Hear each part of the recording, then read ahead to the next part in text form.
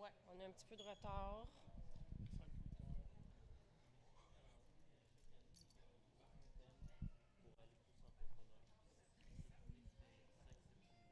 On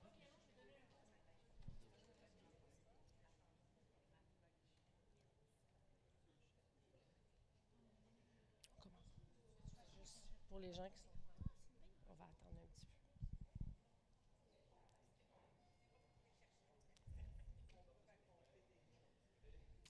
Oui, c'est des gens qui ont des blagues. On avait justement un show d'humour ici samedi soir. Il y a plein de blagues là, qu'on pourrait. Je peux pas. Les blagues des humoristes, je peux pas les reprendre. Les miennes sont.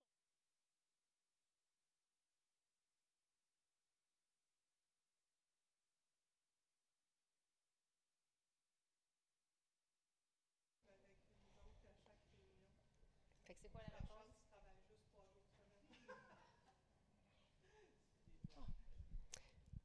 Bonjour à tous. Merci d'être avec nous, les gens en ligne. Bonjour à vous. Merci d'être avec nous. Juste pour vous dire, on a un petit peu de retard. On va commencer dans à peu près 5-6 minutes. Donc, on vous revient très, très rapidement. Merci.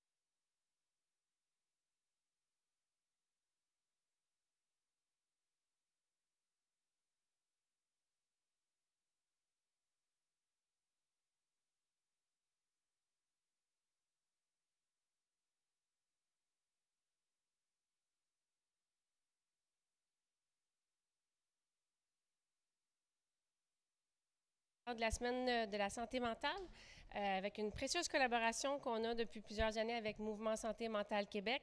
Et on va parler de changer de rythme. Donc, ça va être super intéressant. J'ai très hâte d'apprendre toutes les techniques. On va tout apprendre. Presque, en tout cas. On va savoir dans une heure ce qu'on va entendre parler ce soir. Moi, je voulais juste vous dire quelques petites informations. On est présentement, évidemment, en ligne et en direct sur les réseaux sociaux. Donc, bonjour aux gens qui sont sur les réseaux sociaux avec nous aujourd'hui. Euh, dans une semaine, on envoie un sondage de mesure d'impact pour savoir comment que le contenu que vous avez entendu aujourd'hui a eu un impact sur votre comportement. On trouve ça super intéressant de voir l'évolution, si vous en avez parlé avec des gens de votre entourage, si vous avez fait plus de recherches. Donc, c'est quelques petites questions, 2-3 minutes max pour répondre, qui seraient grandement appréciées. Je voudrais également remercier Hydro-Québec, notre partenaire principal de la programmation, et Desjardins, partenaire majeur. Donc, merci à nos précieux partenaires. Je cède la parole à Renée Ouimet, qui est la directrice générale de Mouvement Santé Mentale Québec, qui va animer et discuter ce soir avec notre invité que je vais la laisser présenter. Donc, bonne conférence à tous. Merci d'être là. Ah, tu vas prendre ton micro, ben oui. Alors, Sylvain Dubé, on va se présenter. Je vais prendre ça. Alors, bonjour. Vous êtes loin, vous autres, en arrière? Alors, bonjour en présence, bonjour en ligne. C'est toujours surprenant le nombre de personnes qui s'inscrivent puis le nombre de personnes qui viennent. Et c'est toujours un défi quand on offre des événements gratuits. Puis c'est triste parce que la beauté, c'est de vouloir le rendre accessible à tout le monde. Puis en même temps, notre dernier événement, on a chargé 10 piastres puis on le remettait quand le monde y arrivait. Parce qu'on voulait. Ça a marché mieux. Oui, oui. Alors aujourd'hui, je ne vous donnerai pas de recette, Sylvain non plus. On va vous parler de changer de rythme, un geste révolutionnaire. Puis on va vous dire un petit peu pourquoi on va faire ça. Fait que toi, tu me suis, tu avances à chaque fois. Parce que, oui, il faut que... C'est parce que Sylvain, il s'occupe de ça, puis moi, je m'occupe de ça. Bon. Alors, je veux dire un gros merci à Maison du développement durable avec qui on fait un partenariat depuis des années, depuis 3-4 ans, là, déjà, dans le cadre de la semaine puis de la Journée nationale de promotion de la santé mentale. Je vais vous expliquer qui est le mouvement, puis après ça, qui, comme si c'était une personne, mais pour moi, le mouvement, c'est un peu une personne. Le mouvement Santé mentale Québec, c'est un regroupement d'organismes communautaires à travers le Québec. On a 14 groupes membres à travers le Québec, mais des partenaires, des relayeurs, des ambassadeurs, beaucoup de monde qui travaille avec nous. On a 70 ans d'histoire, fait qu'on on vient pas d'arriver. Notre objectif, c'est vraiment de parler de ce qui nous aide à maintenir une bonne santé mentale et je crois que ralentir peut nous aider à maintenir une bonne santé mentale. Et un de nos moyens, c'est de faire une campagne annuelle où on parle d'un sujet, puis on en parle de toutes sortes de manières tout au long de l'année pour rejoindre toute la population. Puis cette année, on parle d'importance de s'accepter, d'accepter les autres, de reconnaître nos forces, nos capacités, celles des autres, d'accueillir les autres, etc. Alors, je te laisse présenter le COSME. Et qui tu es, Sylvain? Bien, pas trop qui tu es, parce qu'il y a une question qui vient bientôt. D'accord. Donc, le réseau communautaire en santé mentale, mieux connu sous le nom de COSME, puis essayez pas de trouver l'acronyme, même moi, je ne l'ai pas encore trouvé. Le réseau communautaire, en fait, regroupe des regroupements. À Montréal, il y a le RACOR, par exemple, qui est un regroupement d'organismes communautaires en santé mentale de Montréal.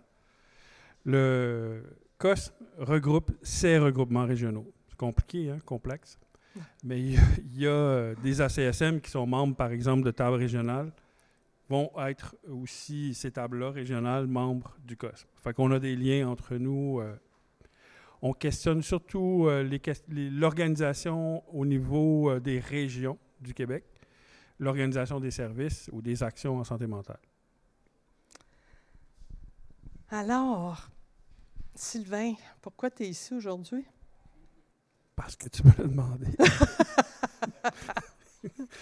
En fait, je suis ici parce que c'est un geste révolutionnaire, ralentir. On est dans un changement de culture aussi au COSME. Je pense que ce qu'on s'est aperçu avec le temps, c'est que même nous, les organismes en santé mentale, les organismes communautaires, les organismes citoyens, on a pris le virage très fort culturel, j'oserais dire le néolibéralisme, je ne vais pas embarquer là-dedans, mais toute cette façon différente de travailler, d'individualiser, par exemple, les problèmes de santé mentale, de responsabiliser les individus de leur santé mentale. Aujourd'hui, je lisais aussi que la sécurité publique, maintenant, est une question d'engagement personnel. Je trouve que ça fait beaucoup d'individualisme et de responsabilité individuelle. Où est passée les responsabilités collectives? Bref, dans changer le rythme, il y a quelque chose dans le changement de la culture au sein du COSME qu'on souhaite emmener, c'est prendre le temps de réfléchir ensemble à qu'est-ce qui pose problème dans nos communautés. Ce qui peut poser problème à Montréal et peut-être pas ce qui pose problème en Gaspésie. C'est important que les gens de la Gaspésie, les citoyens, rapprochent aussi le pouvoir des citoyens en ce qui concerne la santé mentale dans nos communautés et nos collectivités. Fait que c'est ce qui m'invitait dans ton invitation. Merci. Puis moi, et toi, René?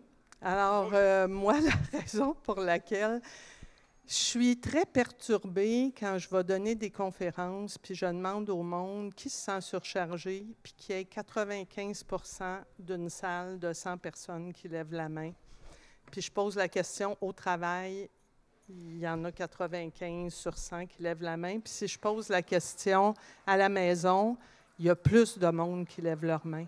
Alors, je trouve ça vraiment inquiétant. Puis, je vais déjà vous dire un peu ce que je vais dire plus tard. J'avais un peu peur de venir donner la conférence aujourd'hui parce que je crois profondément à ce que je vais vous dire, mais comme pour une des rares fois dans ma vie, mes babines ou mes bottines ne suivent pas toujours mes babines, ou mes babines, c'est-à-dire moi aussi, je souffre de vitesse. Et j'espère que la conférence va m'aider à ralentir. Et j'ai même oublié la semaine passée des réunions, parce que j'étais en train de travailler sur des dossiers, j'étais complètement concentrée. Puis en préparant ça, j'ai oublié des réunions. Je trouvais ça génial. C'est plate pour le monde avec qui je devais être, mais en même temps, j'étais dans ce qu'on appelle le flow, où je travaillais concentrée sur quelque chose. C'était vraiment agréable. Fait que je suis très, très inquiète de ce qu'on se fait à nous-mêmes et ce que notre communauté, notre société exige de nous, d'aller toujours plus vite, d'être toujours plus dans la performance, l'impact que ça a sur notre santé mentale, sur notre santé physique, et qu'on suit la cadence, puis on a de la misère à dire « wow, non, ça va être pour dans une semaine ». Fait que c'est pour ça que je suis là aujourd'hui.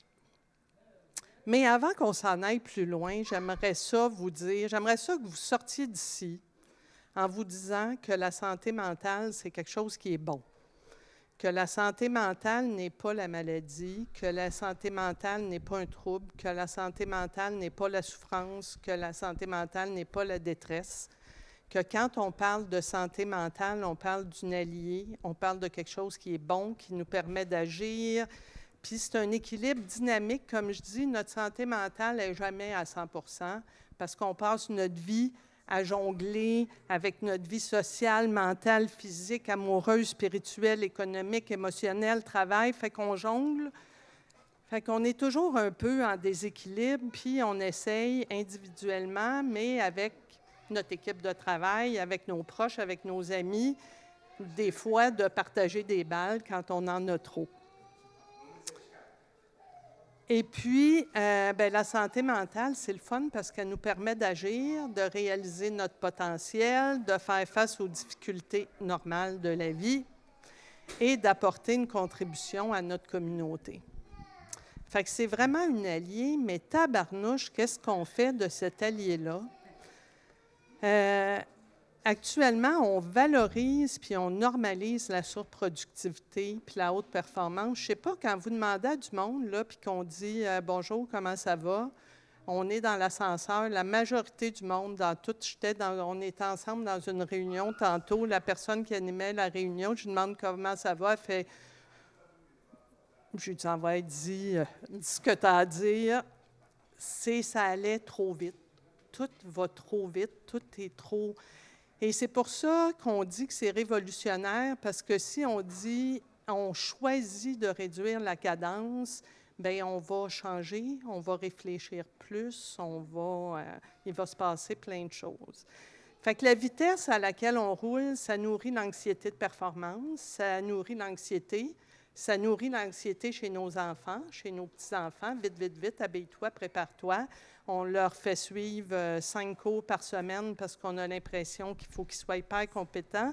Puis là, de plus en plus, les spécialistes, ils disent « Laissez vos enfants s'ennuyer, arrêtez de les faire performer, ils ont besoin de s'ennuyer, de découvrir par eux-mêmes. » Et on est là. Fait qu'ici, je vous présente des extraits du manifeste pour la création de milieux de vie favorables à un ralentissement qui est fait par l'Association de santé publique du Québec et vous pouvez aller adhérer à ce manifeste-là. On exacerbe les inégalités aussi, on va vite, on n'écoute pas le monde, on ne prend pas le temps de créer des liens, on ne réalise pas, puis on répète souvent les mêmes affaires parce qu'on a moins de temps pour réfléchir ensemble, pour savoir ce qu'on veut faire. Alors, ça a un impact qui est vraiment important sur la santé sociale, sur notre santé mentale, sur notre santé physique. Et il y a Diane Dufresne qui disait, quand il y a eu l'éclipse, et si on regardait le ciel juste 10 minutes par jour, ça ferait une différence. Et il y a le concept néerlandais qui dit, si on intégrait dans notre vie le concept Nixon, je ne peux pas comment, je suis sûre que je le prononce mal, faire le choix conscient d'investir son énergie à ne rien faire. C'est quand même beau. Là, je vais juste vous montrer des chiffres parce que c'est des chiffres qui parlent. C'est un sondage que la SPQ a justement fait avec Léger Marketing. 80% du monde qui ont participé au sondage affirment que notre société devrait valoriser un rythme de vie plus lent. Sauf qu'on a de la difficulté à faire. Ça, j'ai été frappée quand on voit qu'une personne sur deux chez les 18-34 ans, ils trouvent qu'ils sont stressés à cause de leur rythme de vie. C'est pas rien. Hein? Avant, on avait des temps de repos. 48 de la population active et des personnes aux études souhaitent ralentir leur rythme de vie. Fait que je vais juste vous montrer quelques chiffres. Et environ la moitié de la population active et des personnes aux études est d'avis que ralentir leur rythme de vie, il y a des risquerait d'entraîner des conséquences sur leur parcours, risquerait de leur faire perdre des opportunités, mais on n'oublie pas, on oublie parfois que oui, on va en perdre, mais on va en gagner d'autres. Que, tu sais, choisir, c'est choisir qu'est-ce qu'on souhaite là-dedans, à quoi on dit oui, à quoi on dit non, et il y en a qui disent que c'est impossible de ralentir si l'on veut réussir et progresser. Je vais avancer parce qu'on a commencé un petit peu plus tard. J'ai été dans une conférence il y a 2 semaines pour le journal Les Affaires. Je donnais une conférence sur l'importance des liens. Puis il y a eu une personne de chez Desjardins qui est venue prendre la parole, puis elle disait que les actuaires chez Desjardins disent actuellement qu'il va y avoir moins de personnes qui vont prendre des congés pour des problèmes de santé mentale, mais ce n'est pas parce qu'il y a moins de problèmes, c'est parce que le monde n'a plus les moyens de prendre des congés de maladie. Fait que quand on est rendu là dans notre rythme, on a des questions à se poser socialement, puis j'espère qu'on va faire la révolution ensemble. Fait que sans se ressourcer, on étouffe puis on meurt. Hein? On oublie à quel point que prendre le temps de faire une chose fait du bien. Je ne sais pas si vous avez essayé de faire une chose à la fois, mais Sonia Lupien a sorti des recherches dernièrement où elle dit « c'est terrible ce qu'on fait à notre cerveau. On est en train de souper, on répond à nos textos en même temps, on est en train d'écouter, de participer à une réunion en même temps, on texte, en même temps on fait d'autres choses. Ça épuise notre cerveau. Et puis, ça ne nous permet pas de prendre des pauses. Il y a quelqu'un qui disait, avant la pandémie, on se rendait au travail, c'était une pause. On allait à une réunion, on se déplaçait, c'était une pause. Là, moi, je me suis vue même dire, moi qui travaille là-dessus, hey, j'ai pas le temps d'aller au bureau aujourd'hui, j'ai trop de travail. Hey, là, quand on est rendu à dire ça, il y a quelque chose qui n'a pas de bon sens. Fait que toutes les pauses qu'on avait dans le travail en ligne, ces pauses-là existent moins qu'ils existaient, puis nos liens qu'on développe existent moins qu'ils existaient aussi. Fait que j'arrive bientôt à toi. Je vais aller plus vite parce que je vais aller plus vite. Regardez, qu'est-ce que je suis en train de dire. Fait que l'autre chose qui ressort beaucoup, c'est la quantité de personnes qui se sentent coupables de prendre du temps pour elles. Mais si on ne ressource pas, on ne recharge pas nos propres batteries, on va avoir de la misère à continuer à fonctionner, on va avoir de la misère à aimer, on va avoir de la misère à produire au travail. Fait que ça a un impact important, le fait de ne pas prendre du temps pour se ressourcer. Et je vous invite à maudite culpabilité, si on peut la mettre de côté.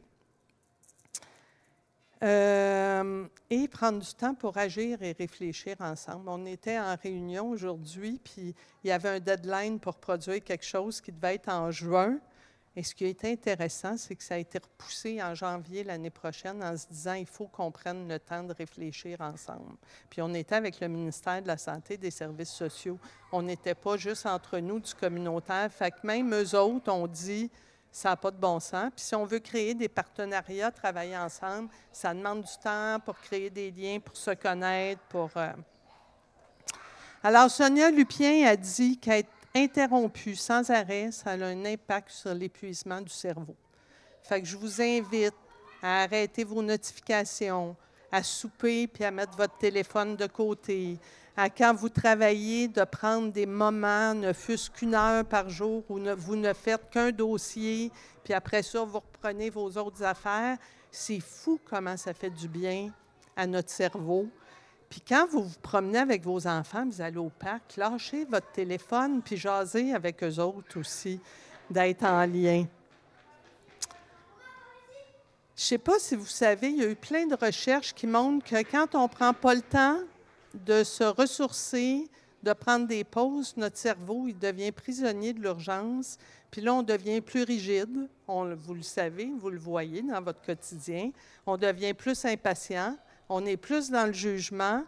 Le tribalisme, ça veut dire qu'on a le goût d'être ensemble avec le monde qu'on connaît. Il y a une nouvelle personne qui arrive dans la gang, on fait « Ah, mon doux, il faut tout que j'y explique à nouveau. Ça fait des années que je suis là, puis je l'ai déjà expliqué je ne sais pas combien de fois. Je n'ai pas de temps pour faire ça. » Et on devient plus stressé.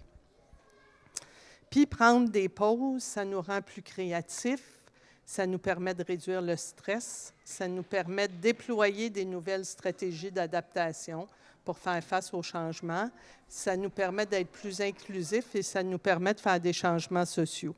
Fait que je ne vous donne pas des trucs, mais je vous parle des effets de ce qui se passe. Dernière chose, avant que je jase avec Sylvain, l'adaptation au changement, moi, quand j'ai commencé à travailler, on envoyait des lettres encore. Hein? Ça prenait 2-3 semaines avant que la réponse revienne. On avait le temps de réfléchir, de travailler en comité, de se dire « ça n'avait pas grand bon sens ce que j'ai dit, je ne l'ai pas dit vraiment comme il faut. » Il y avait la réponse, puis là, il y avait un autre 3 semaines. Fait que le changement, il n'était pas vite. Aujourd'hui, les changements dans notre vie en général, que ce soit des changements de programme d'ordinateur, des changements, des nouvelles manières de penser, on est toujours en train de s'adapter à un changement et on ne se donne pas de temps pour le faire. Je pourrais vous faire une conférence sur les stratégies d'adaptation et l'importance de prendre du temps et d'accepter qu'on est dérangé, mais on ne va pas là ce soir. Fait que la révolution, ça demande de prendre du temps. Fait que c'est à ça que je vous invite. Et à vous poser la question, qu'est-ce qui recharge votre pile à vous?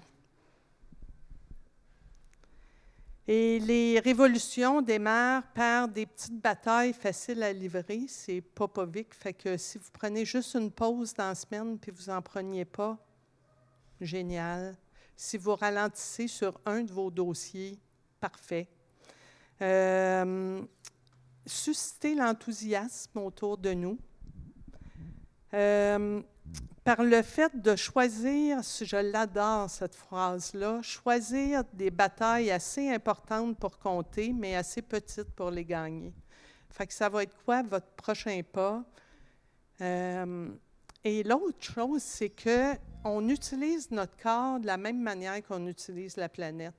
Puis on est là à se dire qu'il faut avoir des environnements, qu'il faut travailler sur le territoire, favoriser le territoire. Puis notre corps, on l'use à la planche, on y demande là, tout, sans arrêt.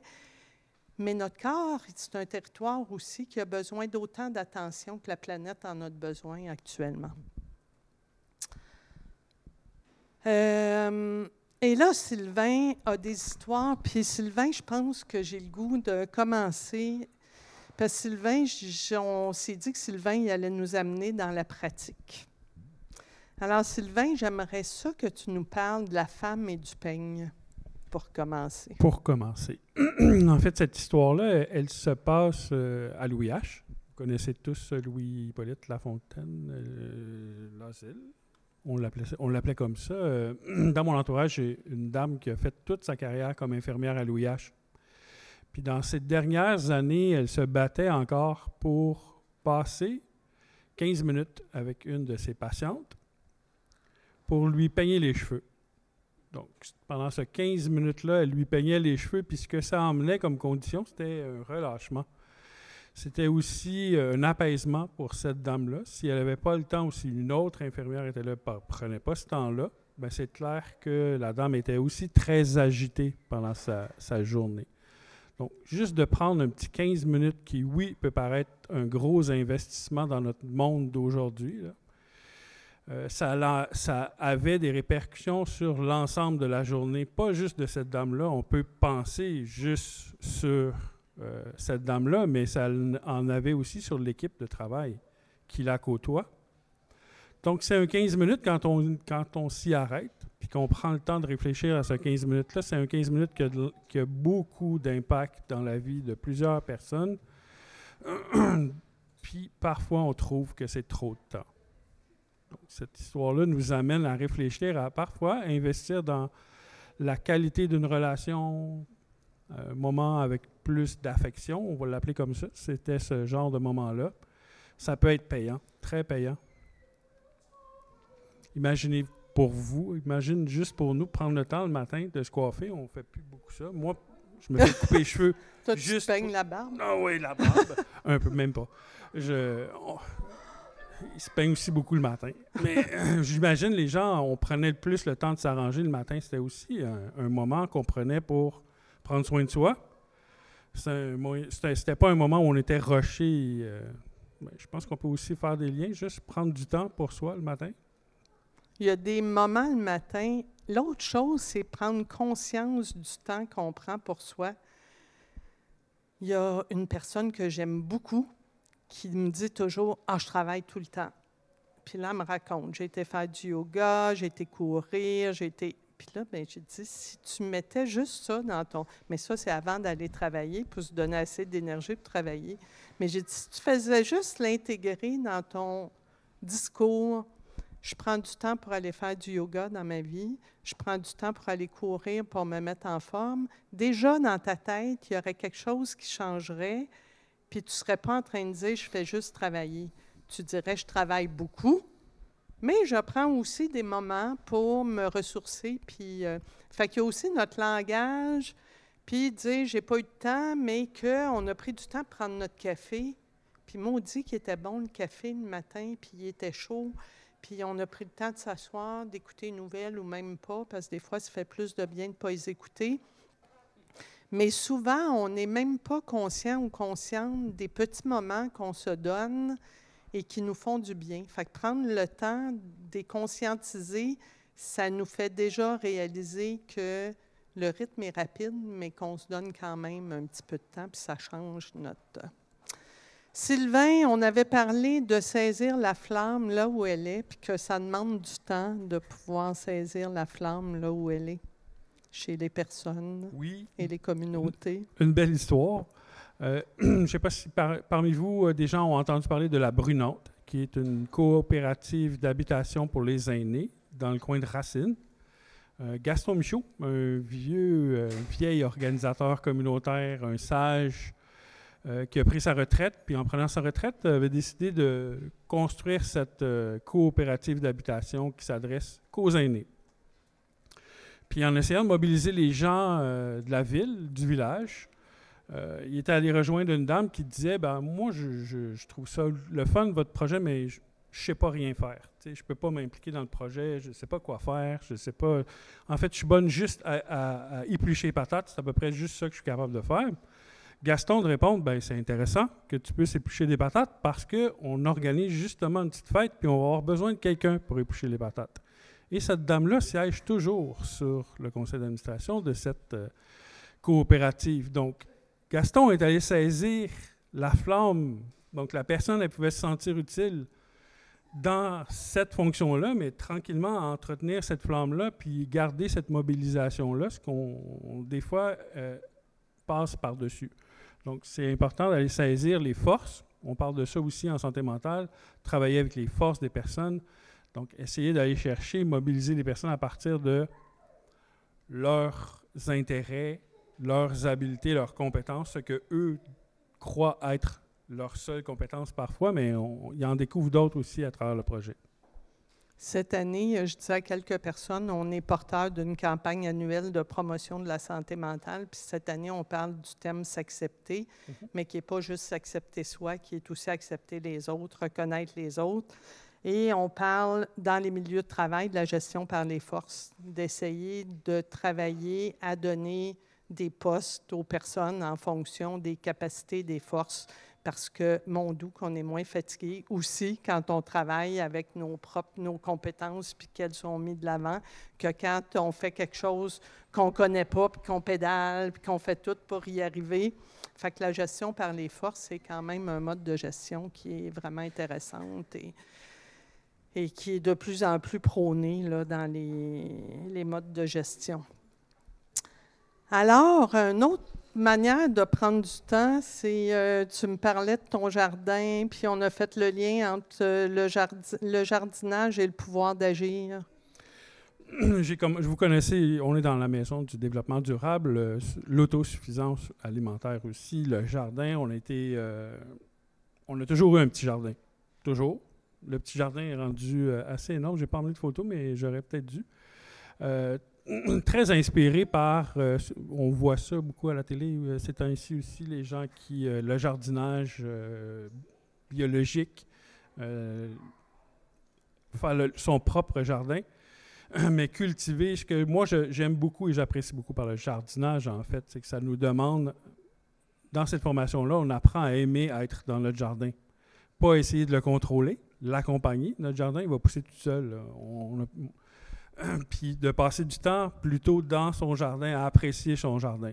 Pas se battre contre les mauvaises herbes, mais travailler avec elles, les utiliser, parce que beaucoup d'herbes, j'ai appris ça aussi. Ce matin, je voyais une petite vidéo où ils sont en train de coucher ce qu'ils appellent le paillis naturel. Donc, ils font pousser pas de la mauvaise herbe, mais une herbe qui vient quand même assez haute. Ils vont la coucher.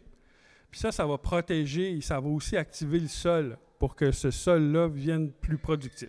Bref, c'est vraiment intéressant et passionnant. Ce que ça oblige, le jardinage, c'est de prendre du temps. Vivre dans son jardin, pas se battre, pas trouver que c'est une tâche, mais un investissement. Bon, dernièrement, j'ai appris des nouvelles choses. Là. C'est 3 cm d'eau par semaine qu'un jardin a besoin. Moi, ce que j'aimais beaucoup, c'est le soir, en arrivant chez nous, c'était d'aller arroser mon jardin pendant que je prenais mon café. Bon, là, je suis obligé de couper et trouver d'autres choses, mais je vais apprécier mon jardin différemment. Mais ce qui est important, puis le pouvoir d'agir, c'est que moi, ce que j'ai appris, c'est que j'étais capable de me nourrir. En travaillant à mon jardin, on fait du canage aussi. Donc, là, la prochaine étape, on est rendu à collecter les semences après les plants. Là. On est rendu là, dans cette étape-là, mais on fait du canage assez. En légumes, on n'a pas besoin de légumes. On n'achète plus ou presque plus de légumes.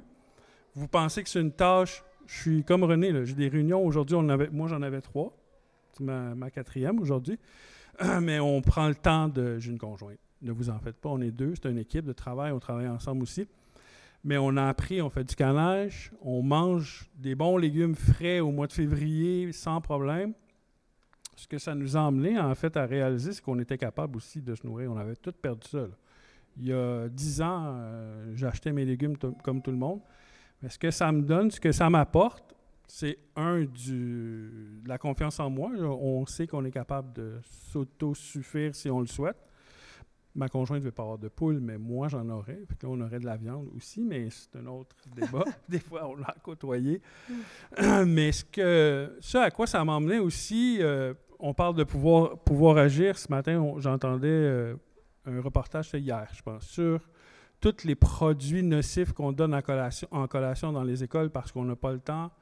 Puis on donne des aliments modifiés 2-3 fois, puis là, ça arrive dans des beaux petits sacs. Puis mais tu sais, un jardin où avoir des serres à même l'école, puis fournir, s'auto-alimenter, inviter les jeunes à participer, toutes des choses qui pourraient être faites dans le sens de prendre soin de soi. Imaginez le record. Moi, j'ai une fille aussi de 10 ans qui travaille au jardin, travaille entre guillemets, qui passe du temps au jardin à accueillir au fur et à mesure dans le jardin, mais qui a appris à apprécier le jardin aussi, qui se valorise aussi dans le fait de pouvoir travailler, apporter quelque chose.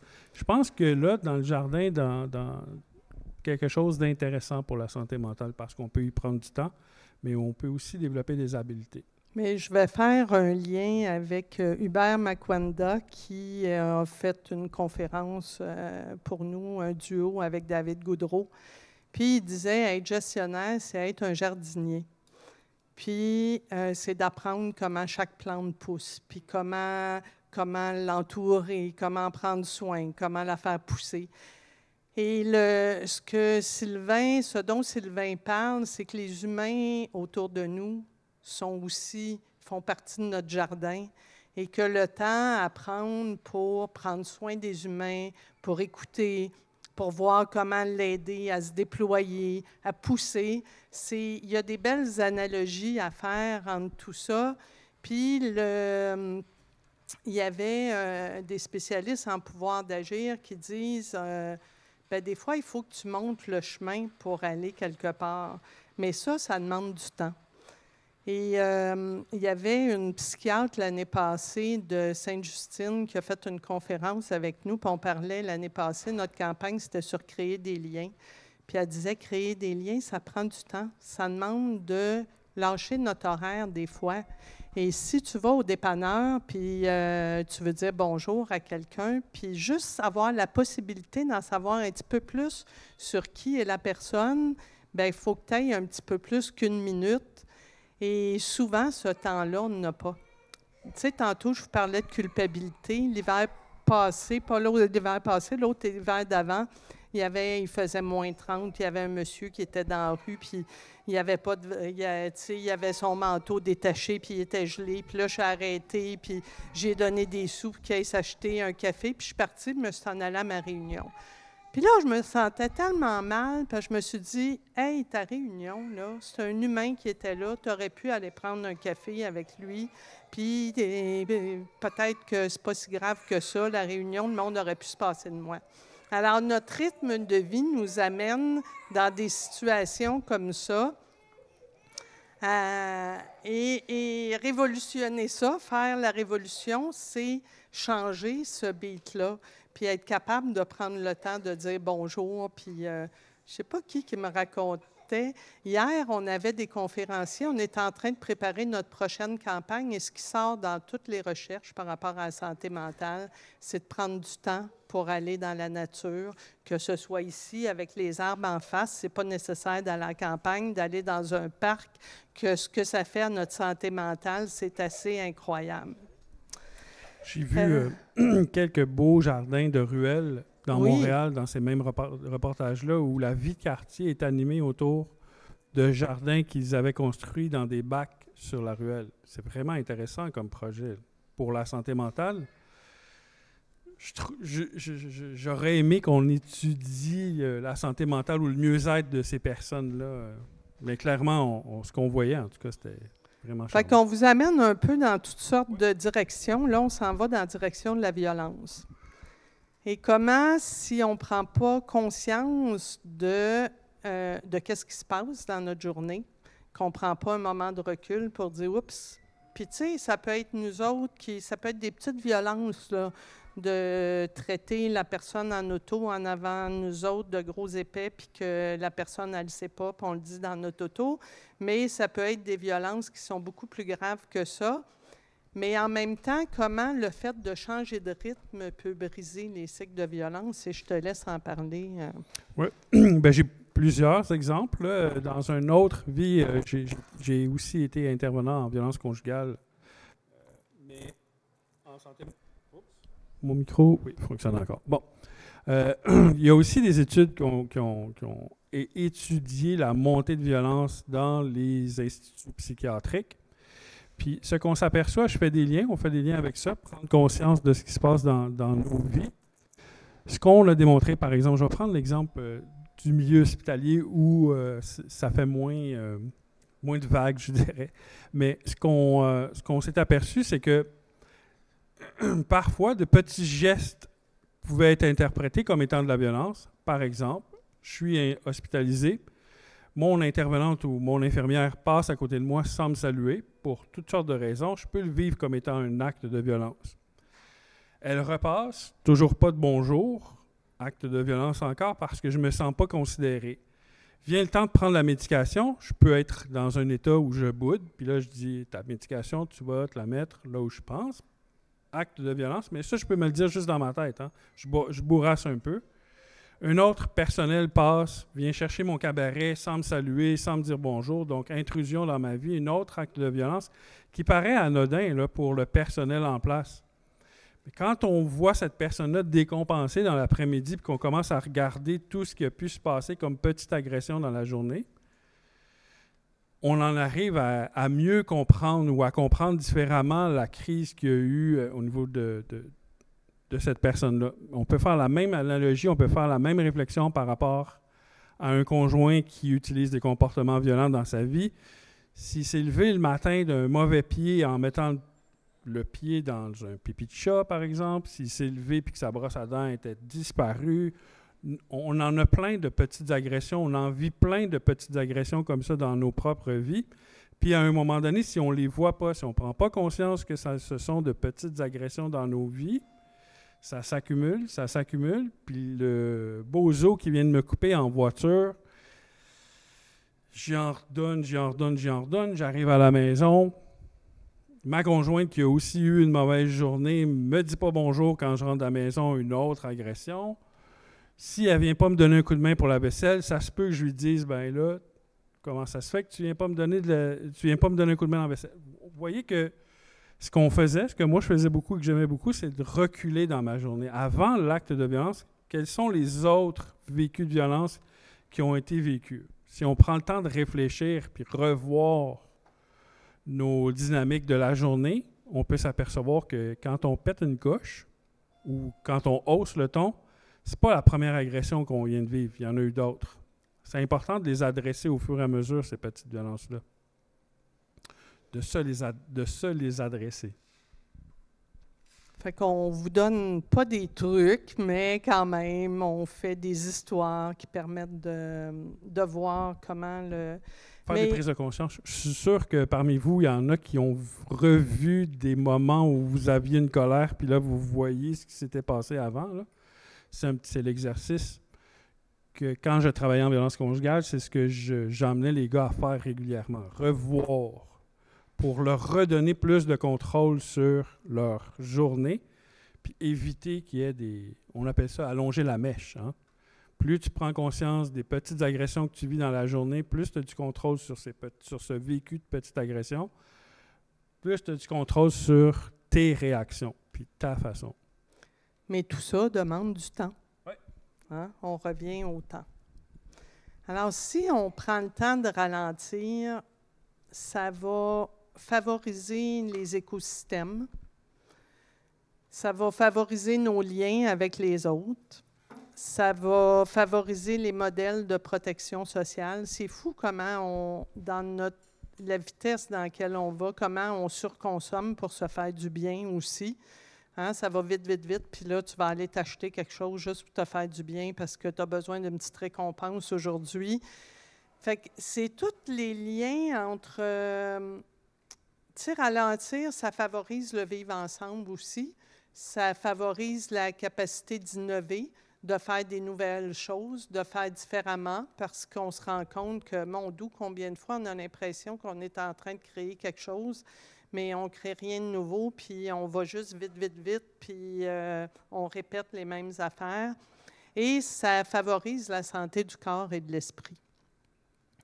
Fait que ça va, je trouve tellement qu'il y a des liens avec notre planète et qu'on ne les fait pas entre notre corps et l'utilisation de l'énergie de la planète. Ça me rend vraiment triste, cette situation-là, puis de voir qu'on embarque tout là-dedans, comme on a embarqué dans la vitesse, puis qu'on affecte notre planète, bien, on fait la même chose avec nos corps et avec les corps des personnes les territoires corporels des personnes qui nous entourent.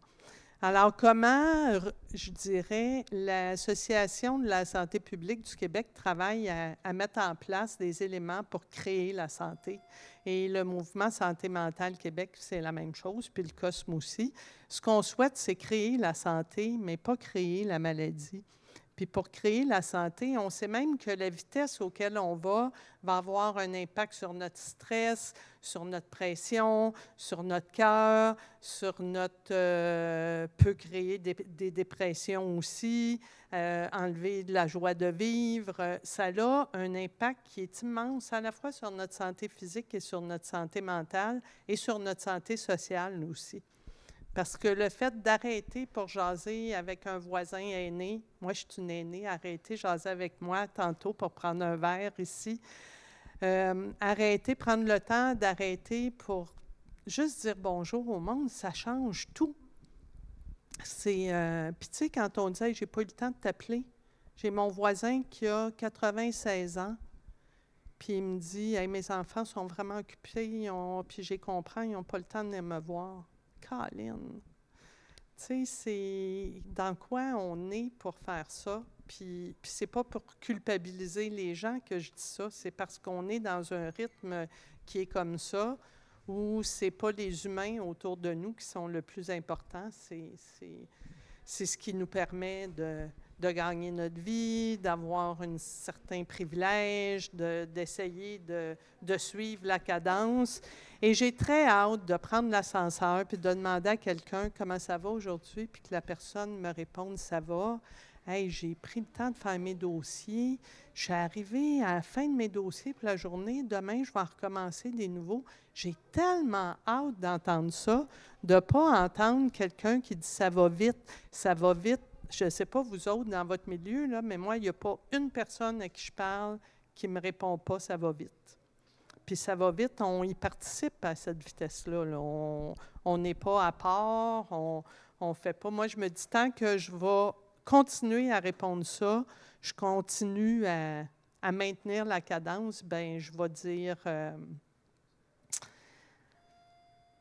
Alors, je vous demanderais, il nous reste 10 minutes, j'aimerais, puis Sylvain aussi aimerait ça, on aimerait savoir un petit pas que vous allez faire en sortant d'ici pour faire la révolution.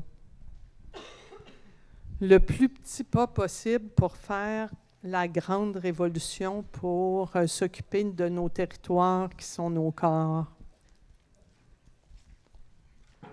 Ah, est-ce que tu vas apporter le micro?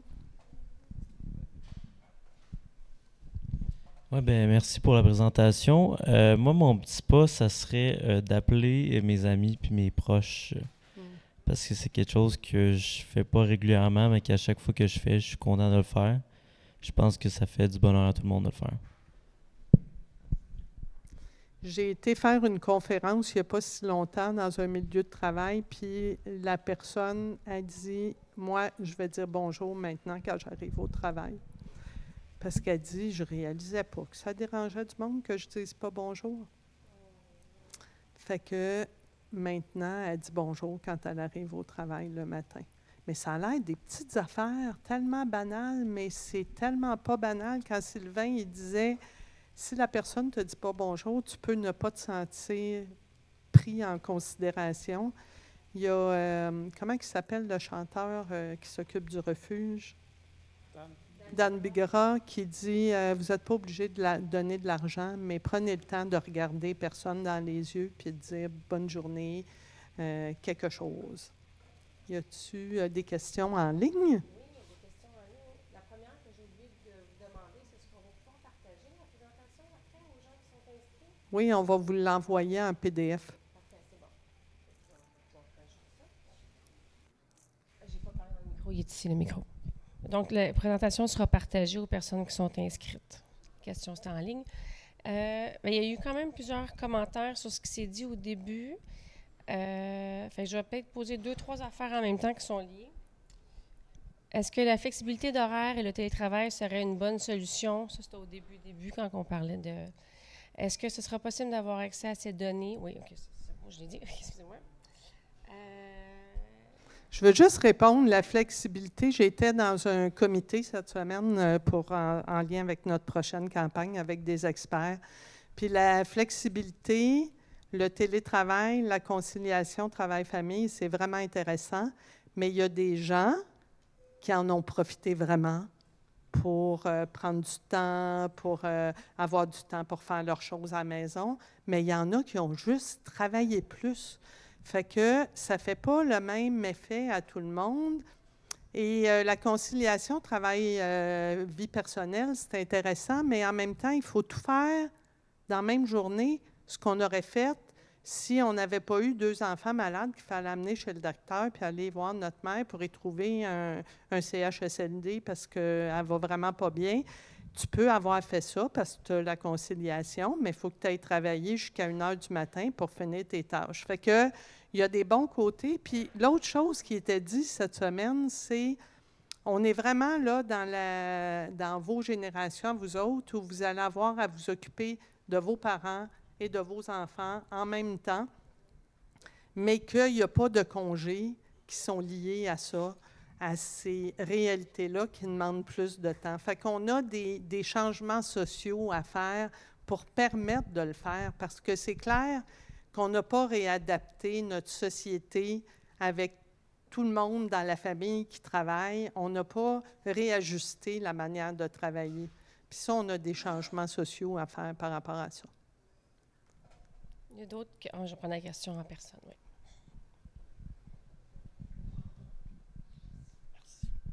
Merci beaucoup.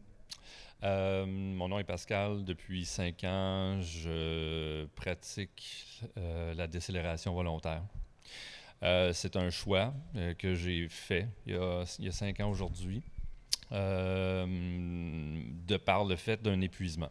Et l'épuisement m'a été aujourd'hui, et toujours à ce jour, ça m'a été un guide très, très puissant pour accepter. Puis j'aime beaucoup là, la thématique de cette année, d'accepter, parce que je suis rentré dans un processus d'acceptation de beaucoup de choses. Entre autres que j'accepte vieillir. Entre autres que j'accepte de faire ce choix de ralentir qui me procure le plus grand... C'est ce que j'ai touché à ce jour, le plus proche du bonheur. Et là, je m'explique un petit peu plus. Parce que là-dedans, dans le lâcher-prise que je me suis proposé, il y a des secousses, là. Je veux dire, c'est venu ébranler tout mon environnement, famille, amis, collègues. Ça vient vraiment ébranler des choses. Cependant, c'est le plus beau cadeau qu'on puisse se proposer. Pour ma part, mon petit pas demain, c'est d'entamer un processus avec mon élu parce que je veux un poulailler. Je vous rejoins, là. Puis j'entame un processus, je fais de l'espace pour ça. Donc demain, mon petit pas, c'est d'avoir ma conversation avec mon élu pour commencer ce processus d'avoir un poulailler dans la cour. Et j'ose espérer aussi être capable de nourrir mon voisinage. Donc merci beaucoup. C'est à la fois extraordinaire d'avoir fait un burn-out parce que ça a permis ça, puis à la fois, c'est pas drôle qu'on soit obligé de se rendre là pour prendre conscience que le rythme n'a plus de sens. Puis là, on le voyait, la quantité de jeunes 20-30 ans là, qui sont sur le bord de l'épuisement, et est-ce qu'on peut les aider à décélérer avant que ça arrive? À voir.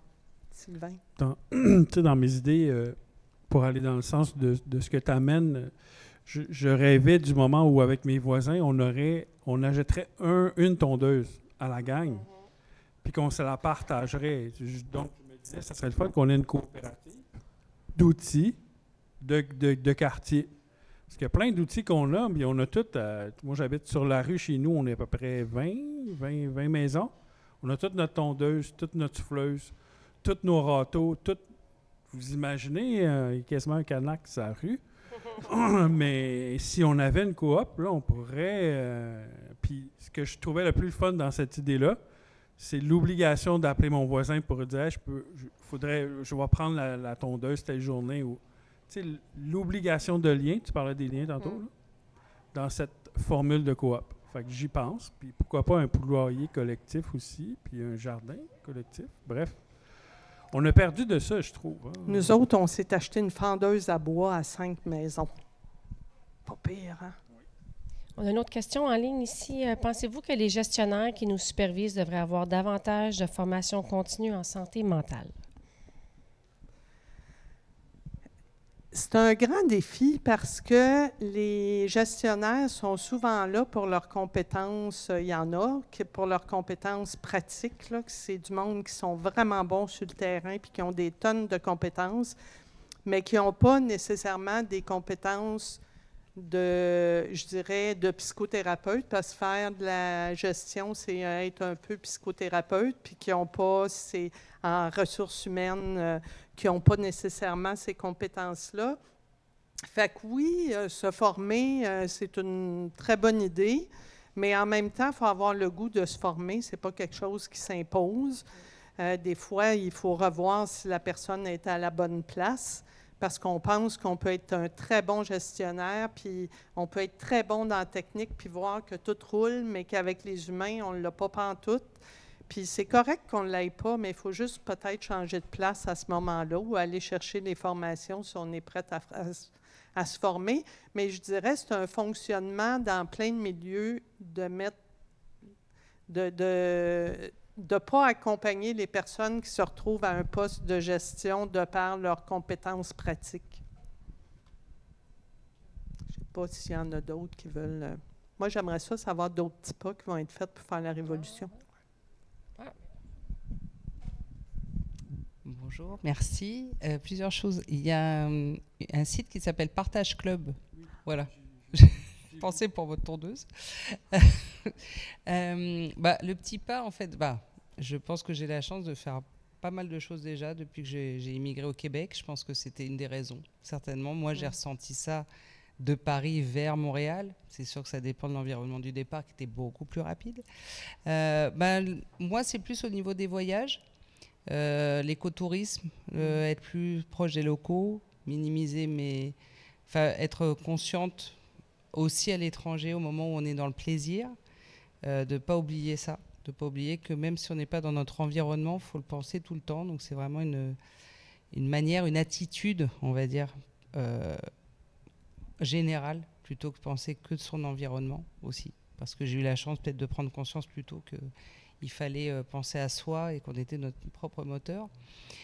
Je trouvais que par rapport à tout ce que vous avez dit, qui est très intéressant, il y a quand même moi je suis travailleur autonome, mais j'étais salarié en France dans des agences de publicité, où là, à 51 ans aujourd'hui, alors là, on n'en parlait même pas, en fait. Et j'ai assisté à un burn-out, justement. C'est plus difficile peut-être aussi en tant que salarié de dire « je veux aller moins vite ». En entrepreneur, les entrepreneurs, on a bien vu, la santé mentale, on en parle beaucoup. Mais c'est sûr que logiquement, on est gestionnaire de notre temps. Donc les prises, c'est un entre deux, c'est-à-dire qu'on veut progresser, mais il y a un rapport aussi avec nos ambitions. Quand on voit que ça va trop vite, faut peut-être réduire les ambitions aussi. Mais quand on a déjà une maison, des enfants, c'est sûr que c'est une prise de conscience très, très globale. Et puis peut-être s'entourer de gens comme vous, comme des gens qui veulent ça. Sinon, on a aussi le rapport avec l'influence externe, le jugement des autres. Donc, c'était à la fois question, réflexion. Mais c'est pas facile à faire un changement dans un milieu de travail qui est performant, puis qui exige, puis qui amène, puis surtout, puis quand on est bon au travail, on nous rajoute plus de travail parce que, quoi de mieux que de donner de la tâche à une personne qui travaille bien? Fait que là, on en rajoute encore plus, puis il y a toutes les questions d'évaluation qui fait que tu as une évaluation. Tu sais, tu viens d'arriver au travail, là, tu performes, tu es évalué, puis là, la fois d'après, tu étais à 110, tu vas-tu accepter de te rendre à 90, qui est une vitesse de croisière acceptable, ou tu vas essayer de te rendre à 120 pour la prochaine évaluation? Fait qu'il y a les risques, mais ça ne peut pas se faire tout seul.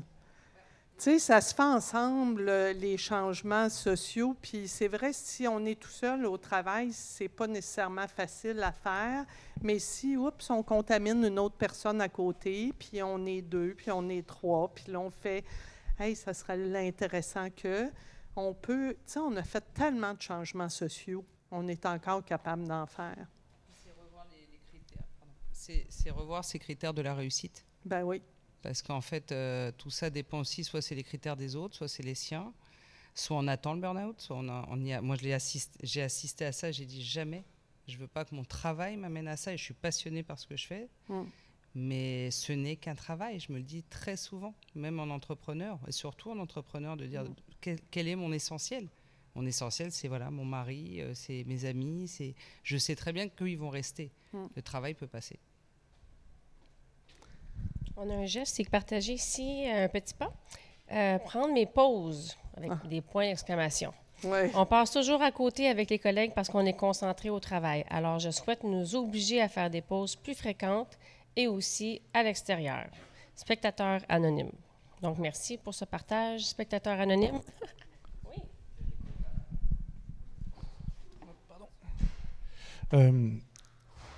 Apparemment, il y a un livre qui est sorti que je n'ai pas pris le temps de lire, malheureusement, d'un cardiologue qui explique que le changement de rythme à la retraite, quand on diminue le rythme et qu'on diminue certains stress, peut avoir des conséquences physiologiques sur le corps. C'est sa théorie. Alors, je ne sais pas à quel point c'est sérieux, je n'ai pas lu le livre. Quelle est votre opinion sur ça? Lui, il recommande justement de rester toujours en activité. Il recommande même, il prenait un exemple apparemment assez simple, qui disait si je suis à la retraite et que je vais faire du bénévolat, plutôt que d'aller donner des directions à des gens et que je suis de formation comptable, ça serait bien que je m'occupe par exemple des comptes, du stress, de voir qu'il n'y a peut-être pas assez d'argent ou quoi que ce soit, d'entretenir un peu, parce que visiblement ils disent que quand on arrête tout, il peut y avoir des réactions sur le corps, donc, et sur la physiologie.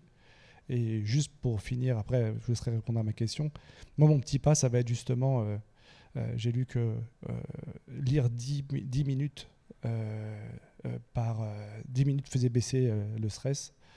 Donc mon petit pas, ça va être d'essayer de lire un livre 10 minutes tous les jours. J'ai pas lu cet auteur-là, mais il y a plein de... et je pense que ça dépend des recherches qu'on lit, parce que si on lit des recherches en méditation, pleine conscience, qui regardent à quel point ça peut, le fait de ralentir la cadence, d'être concentré sur une chose à la fois, comment ça a des bienfaits sur le cœur, sur la pression, le système cardiovasculaire. Mais c'est en même temps... pour la santé mentale, on dit que c'est important de muscler notre santé mentale, autant chez les adultes que chez les personnes âgées. C'est-à-dire un enfant, si on ne lui permet pas de s'enfarger puis de vivre des difficultés, il ne sera pas équipé pour muscler sa santé mentale. Fait que même quand on est un aîné ou une aînée, si on continue à vivre des petits stress, on va continuer, mais on n'a pas besoin. Je crois que notre cœur peut très, très bien fonctionner en réduisant la cadence, mais en maintenant une implication dans la vie. Tu sais, le stress, on ne peut pas vivre sans stress. Il est fondamental, le stress. Mais on peut vivre sans être toujours stressé. Ça, c'est une autre affaire. Et là-dessus, je vais vous dire... Merci, non? Il y avait une dernière. Vas-y. La dernière. Puis après ça, vous restez... Est-ce qu'il y avait une question dans la salle, puisqu'on va terminer avec celle qui est en ligne? OK, parfait. Il y a aussi une lenteur des services gratuits en santé mentale. Il faudrait repenser le système et non caser les problèmes de santé mentale car ils sont larges et variables. Quelles sont vos solutions pour ça quand on rentre dans plusieurs cases et non une seule parce qu'on est unique même en santé mentale? Je pense que la personne, elle veut savoir... Oui, c'est ça. Tu sais, souvent, il y a comme des soucis, puis c'est comme le département, il est là, toi, tu es là, toi, tu es là, mais quand une personne qui... OK, tu avais compris la question. Vous voulez qu'on fasse des grands changements sociaux ce soir? Je fais juste poser des questions. Réponds. Je pense que ça revient un peu à la question du gestionnaire ou des gestionnaires. Comprendre, gérer un système et comprendre un être humain, c'est deux choses complètement différentes. Il y a des gens qui sont très bons pour gérer un système. Gérer un système humain complexe, on peut réfléchir et discuter. L'être humain est un être complexe. Donc, accompagner un être humain en le mettant dans des petites cases, c'est réduire cet être humain-là à une petite case. Là. J'amènerais ça comme ça. C'est difficile pour moi. Tu sais, ici, on est peut-être... là, je vais dire une ânerie, mais on est peut-être 10 hommes, puis je vois ça au physique, mais ça se peut qu'on ne soit pas 10 hommes aussi, qu'on soit 8, puis qu'il y en ait 2 qui se voient dans un... Moi, j'adhère à ça, en fait. J'ai jugé comme ça sur le fort, mais en rencontrant la personne, ça peut changer, mon idée peut changer. Gérer un système comme ça, c'est complexe. Là, tantôt, je disais, en informatique, on ne peut pas gérer un système complexe comme ça. Un comptable, 1 + 1, ça fait 2. On peut bien être bien imaginatif. Moi, comme travailleur social, 3 + 3, ça peut donner 8. Ça peut même donner un trombone. On peut jouer avec le 3 + 3. Hein? On les colle ensemble. Ça peut faire un 8. Ça peut faire un trombone si on l'étire. Un comptable, 3 + 3, ça va toujours faire 6. Si on commence à faire trop d'imagination, ça devient compliqué. Ben, les gestionnaires, il y a des gestionnaires qui sont plus des petites cases, c'est important, ça me permet de mieux comprendre mon système. D'autres personnes qui aiment beaucoup l'idée d'avoir un trombone, quand on demande 3 + 3, ça fait quoi? Donc, la pensée linéaire, c'est ma réponse que j'aurais. Est-ce qu'on peut changer le système? Ben, ça prend aussi des comptables hein, dans la vie. Puis des fois, 3 + 3, c'est rassurant que ça donne 6. Voilà. C'est ma réponse. Alors, merci tout le monde. On vous invite à rester avec nous pour jaser, prendre un verre, manger un petit peu de pizza et nous dire comment vous allez être des allumeurs de réverbères. Je ne sais pas si vous avez tous lu Le Petit Prince, mais je le relis régulièrement. J'adore ce livre-là. Okay. Et j'adore les allumeurs de réverbères. Les compteurs d'étoiles. Moins.